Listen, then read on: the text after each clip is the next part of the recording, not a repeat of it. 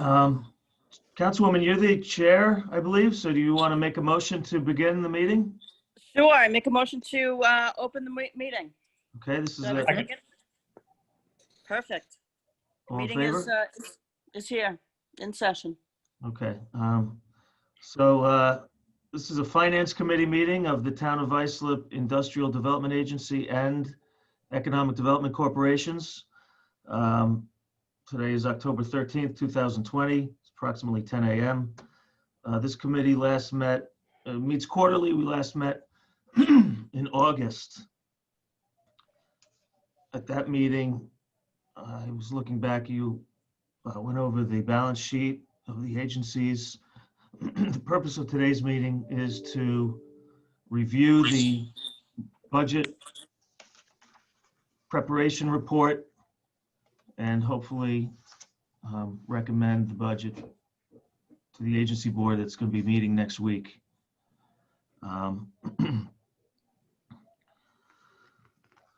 So you should all have a budget preparation report and a revenue expense control report for both the agency and the corporation. Okay. Does everyone have those? Yes. Sure. Why don't we do the IDA first? Okay. The budget preparation report for the IDA, please excuse me,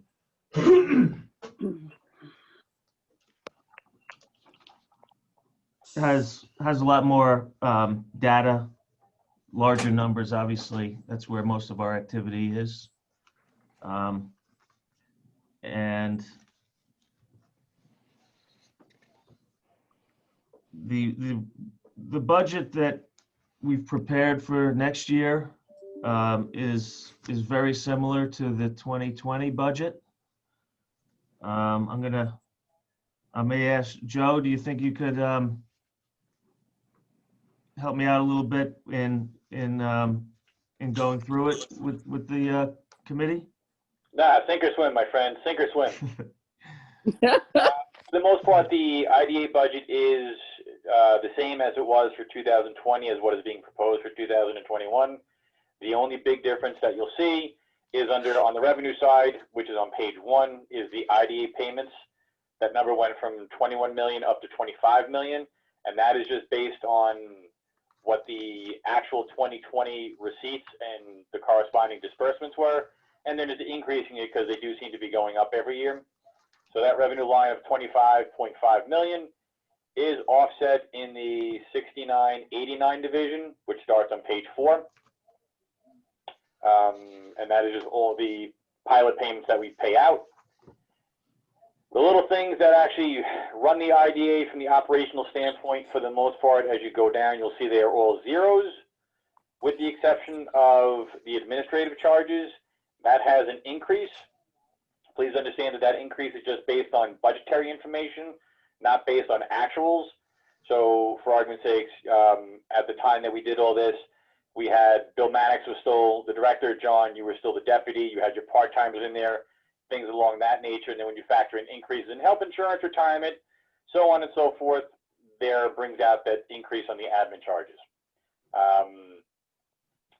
Really, there is nothing else of any great extravagant type stuff within the IDA budget. And like I said, for the most part, it really has not changed from 20 to 21. Okay. Does anyone have any questions on that? Nope. I do. Okay. Joe, on administrative charges, that would be page 2, line 6410450450. Yes. 45045.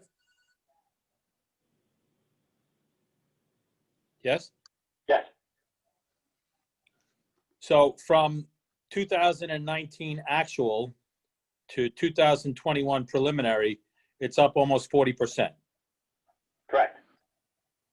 So you budgeted for admin charges from 2019, I'm sorry, 2020 projected, yet we had a retirement and a backfill of a position where John is now the new, I guess, is it executive director, John? Is that the appropriate title? Of the Yeah. IDA, yes. And John's position as the deputy has not yet been filled. Correct. So those items on that line are budgeted. And I guess we will see what happens over the course of 2021 as to whether or not that position is filled. Obviously, it could come in significantly less than that, right? That is correct. So this is all based on just budgetary information. Once the actual expenses of the IDA get all played out, that's when we determine what the actual reimbursement is.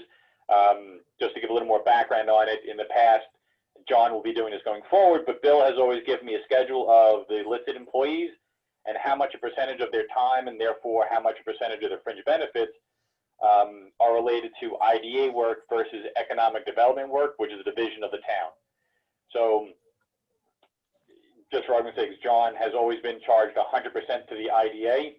All his salary, his benefits, his fringes, and all that type of stuff is included in that number.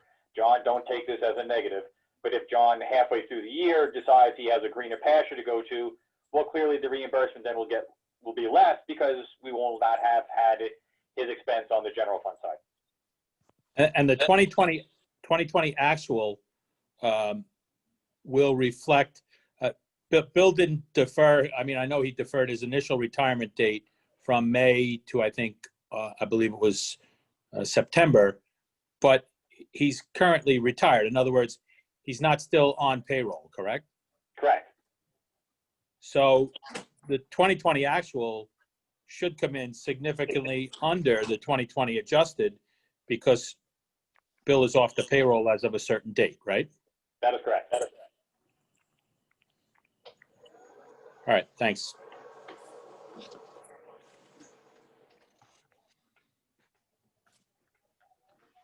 Any other questions?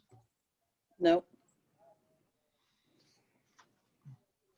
Just so we've left some money for, well, there's going to be plenty of money there. So let's say Bill comes back and works part-time for the office for part of the year. There's money budgeted for that, Joe?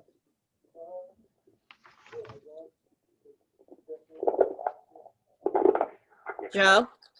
I think he's talking to someone else.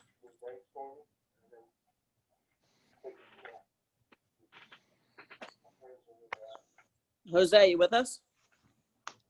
I'm sorry, was there a question for you? Someone who just popped in. I apologize. That's all right. Just so, for argument's sake, let's say Bill comes in and works part-time for the office. There's money available to pay him? Yes, that is also part of the reason why the admin charges also went up. It's to account for a potential, at this point now, a John full-time replacement and the potential for Bill to come back on a part-time. Like we said, it's all kind of just based on budgetary purposes. The actuals will determine where everything is. Well, do we need that? I mean, he retired. He's going to come back part-time and we're going to fill John's spot? That's crazy. I have no idea what we're going to do, Trish. That's why I just make sure the budget is prepared to cover it. If we decide not to do it, then on the general fund side, we will have savings. And then on the IDA side, we will have savings because I'm not reimbursing the general fund for expenses that did not occur. And who makes that decision? Is that a Town of Islip board vote that we replace John's position, John moves into Bill's position, and Bill comes back? Yeah, like I said, I'm not saying that any of these things are happening. For all I know, John may be holding the ship by himself. Bill may not want to come back with no intention to replace John's deputy position. I don't know what the plans are. I just make sure that the money is available in case the plane needs to be pulled off. I do believe they, are going to try to find someone to fill my old position. I'm not really involved in that process. It doesn't seem, but so we'll see what happens. In terms of Bill, he doesn't want to come back, like on a regular basis, let's say 2 or 3 times a week or anything like that. If there's a special project that he might be helpful, for assistance, it'd be interesting to him. He would probably want to do that. He may come back to help out with our parish report, which is our our regulatory report that we have to submit to the state. I may ask him to come back to help out with that a little bit. I see. Listen, guys, it's nothing personal against Bill. I just think filling John's spot, John moving into Bill's spot, and then Bill coming back, it just seems a bit excessive. That's all. Yeah, like we're not that busy in that office. Well, yeah, and I don't even know if they're going to fill my old spot. So Yeah. Okay.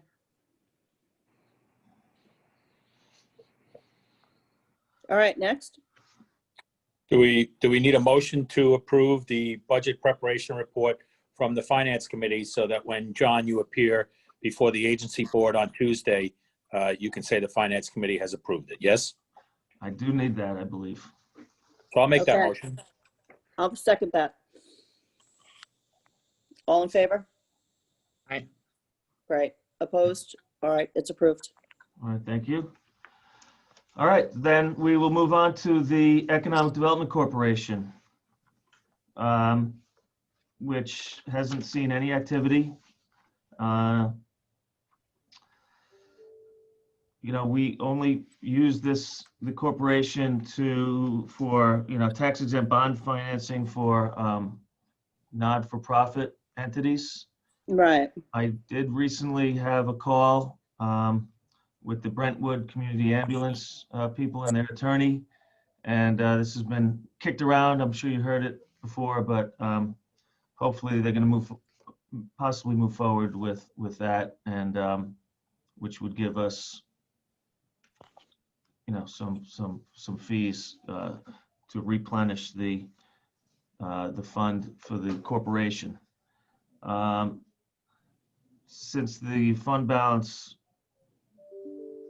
got to a fairly low level, we stopped contributing to the Islip Arts Council concert, which we were doing every year. I believe we were contributing $10,000. We stopped doing that.